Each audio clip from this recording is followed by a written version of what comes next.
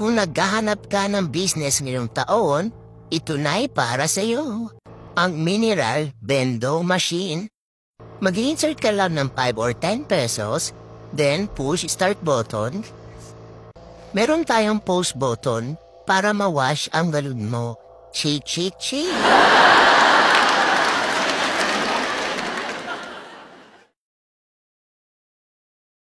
At ayan, pwede mo nang ibalik ang yung galon and push the unpost buttons.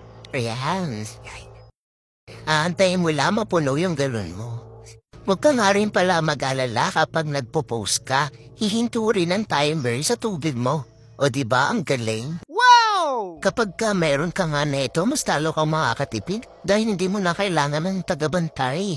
Bukod nga sa 24/7 ka ng open, sa 15 or 20 pesos puno na ang galon ng customer mo. Kaya ewan ko na lang, di ka balik-balikan. Kami nga mismo ang gumagawa ng vending machine, kaya affordable sa'yo ito. Kaya ako nga po sa'yo ay kumuha ka na. I-message mo lang itong Facebook page, search mo lang ang RC Bento for more inquiries.